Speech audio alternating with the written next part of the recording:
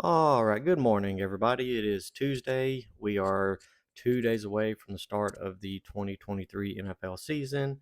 And today, or this morning, we are going to talk about who I picked for my award winners, who I think is going to win the awards, and a few bold predictions that I think we're going to see take place throughout the season. Let's jump right into it. Obviously, with the awards, the biggest award is the MVP.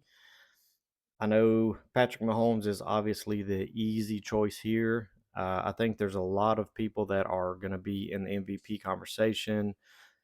Justin, uh, Justin Herbert, Joe Burrow, Lamar Jackson. I just had a brain fart. Patrick Mahomes, especially with Chris Jones sitting out, and if their defense struggles and they're winning games without him, then it's going to be a lot of it. It's going to be on Patrick Mahomes. So I think he's a worthy candidate. But ultimately, I think the MVP is going to be Justin Herbert.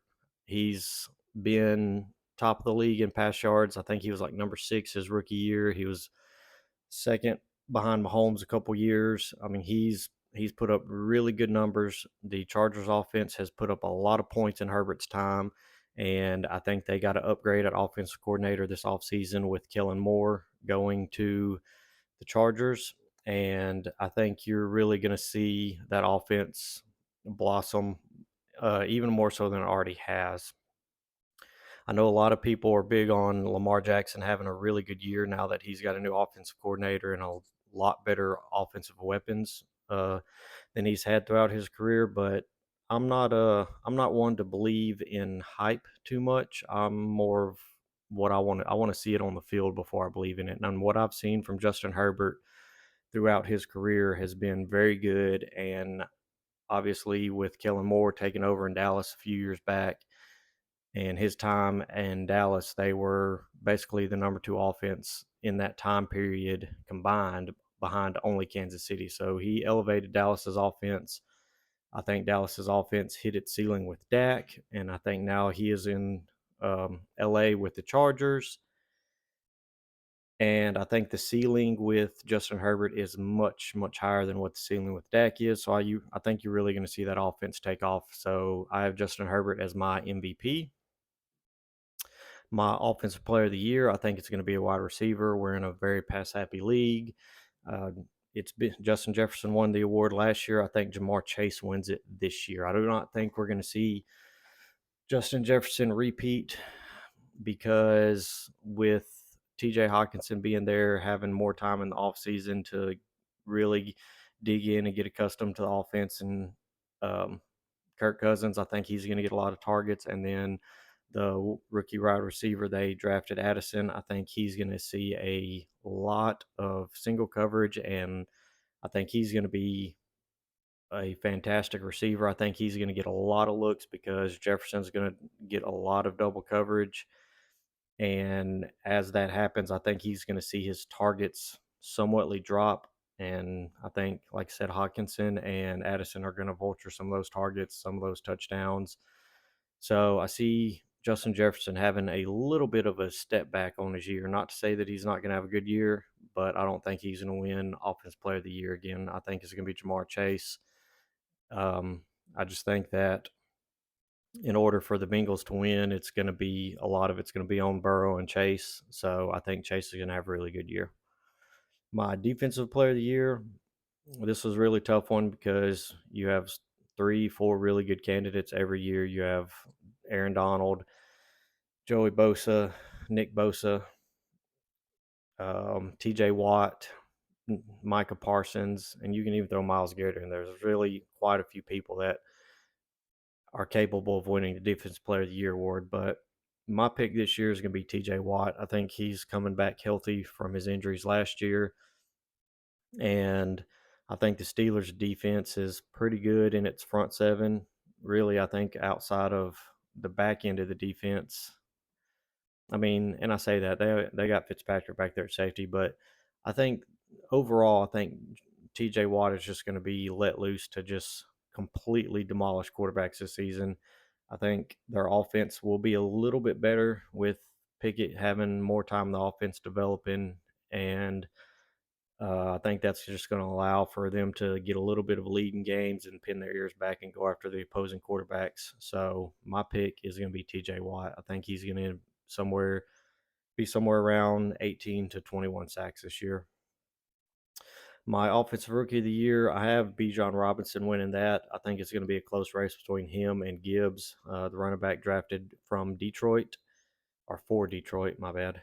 Um, I think both of them are very versatile backs. They're going to be getting plenty of touches in both the run game and the pass game, but I think Bijan is just a little bit better running back. And in Atlanta, I think there's less good players around him than what Gibbs is going to have in Detroit. So I think he's going to overall, I think he's going to shine a little bit more because there's going to be a lot more focus on him, and I think he's going to have a good year.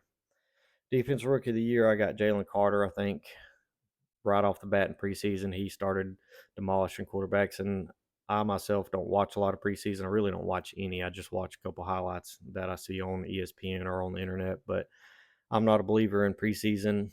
Um, that's just me personally. But I think this guy's going to really do some damage on the defensive line. I think he's going to wreck some offensive lines. I think he's going to wreck some quarterbacks.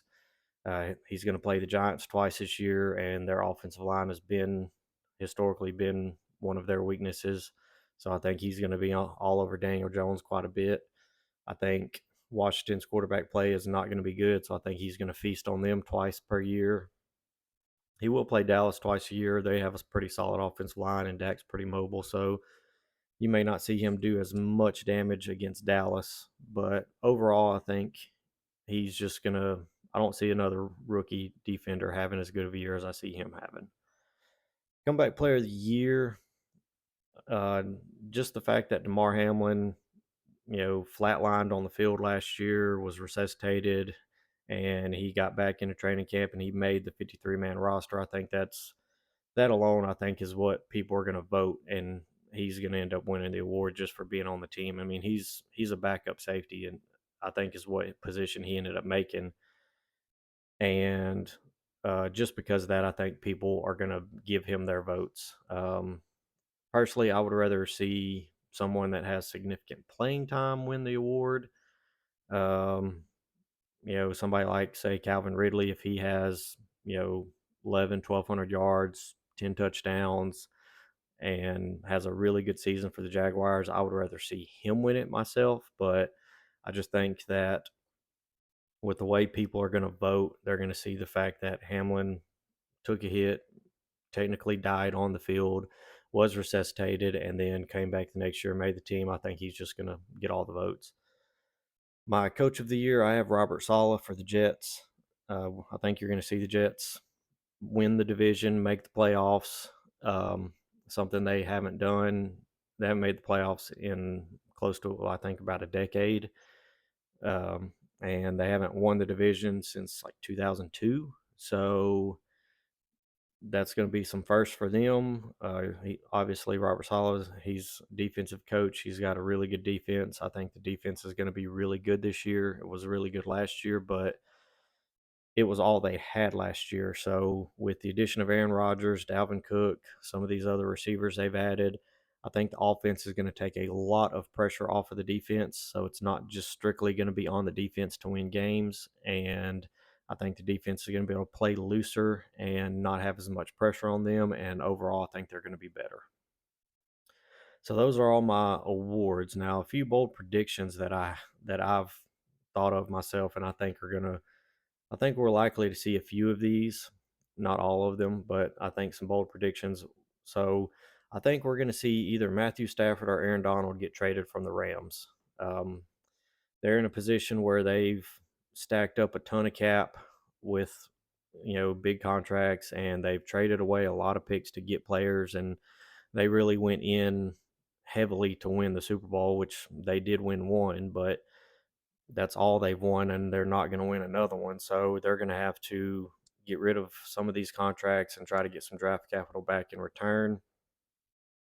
And obviously, the three biggest candidates would be Aaron Donald, Matthew Stafford, and Cooper Kupp.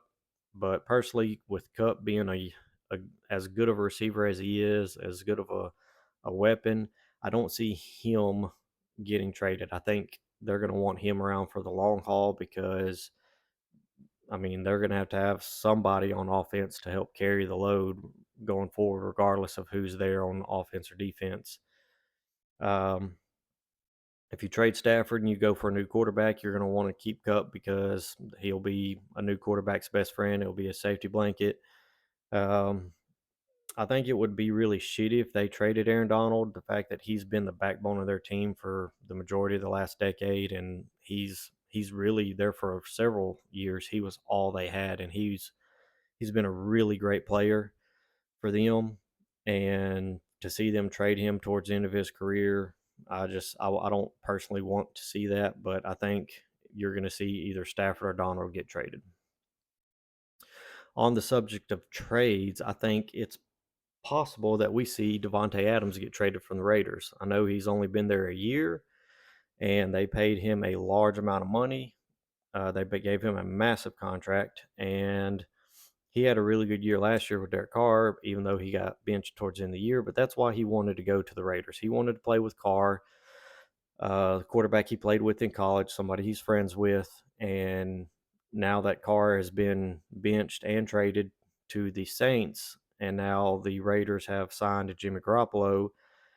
If they're struggling early on in the season leading up to the trade deadline, if they've only won maybe one game, two games, or even none, and Adams is not really fitting into the offense the way that he would like to, I could easily see him requesting a trade. And Josh McDaniels is, he's learned from Bill Belichick. He's been with him a long time, and Bill Belichick doesn't hesitate to trade players if it doesn't fit what he wants. And I think Josh McDaniels is kind of the same way. And if Adams is not fitting into the offense with Jimmy Garoppolo and he wants to be traded, I think we could see him get traded. A piggyback to that bold prediction is I think it's week 5. I know it's October the 9th. It's Monday. I think that's the week. It's Monday Night Football. The Raiders host the Packers in Vegas. And if the Packers are rolling with Jordan Love, if they're 4-1 after that game, and Adams, they beat the Raiders, and Adams is like not fitting into the offense, I could easily see him trying to get traded back to Green Bay to be like, hey, I want to go play with that guy. I was on the team with him. I think he's developed. He looks good. They're looking good. I could easily see that happening. Another scenario would be to try to get traded to the Jets to go play with Rodgers again, but with Rodgers not really being with the Jets more than a couple years, I would think Adams would go somewhere where the quarterback's going to be there longer. Um, back Speaking of the Jets, my bold prediction for them is that they win the division. I know a lot of people have Buffalo and Miami over them. A lot of people have the Jets getting third in that division, but I think they're going to get first in that division. That's my bold prediction for them.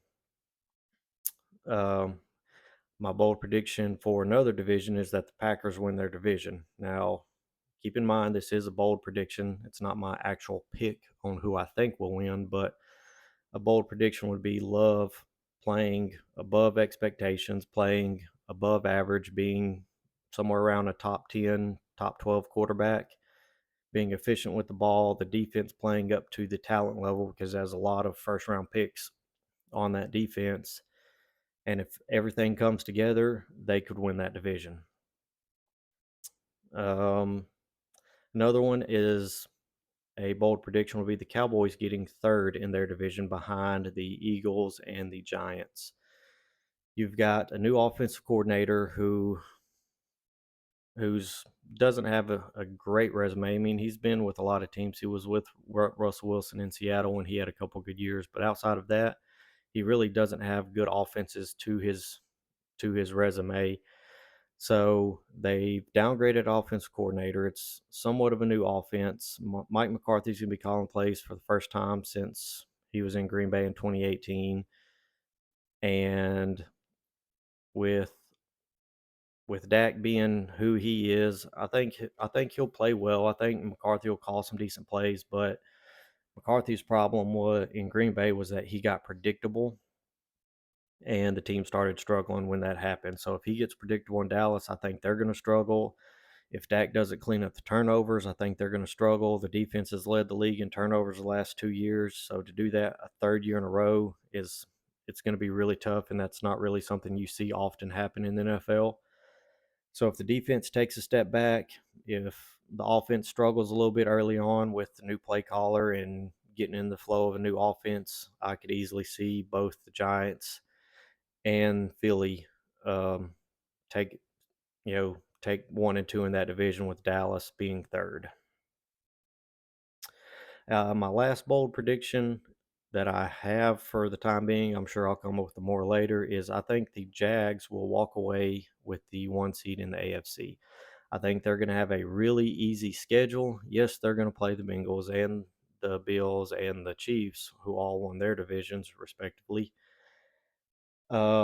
But look at their division. They're playing the Colts twice, the Texans twice, the Titans twice, all easy games. Like, the Jags have a fairly easy schedule. And if they're able to rack up some wins early while Kansas City may be struggling without Chris Jones, and if Joe Burrow is somewhatly limited from his calf injury in the preseason, are in training camp, and he's a little bit slow to get started. And the AFC North is a really stacked division. If they beat up on each other with Pittsburgh, Baltimore, Cleveland, if they're all beating up on each other, and kind of the same thing in the East with the Jets, the Bills, and Miami, if they're all beating up on each other, then that kind of leaves the Jags wide open to rack up some wins early and win not only their division but win the 1 seed in the AFC.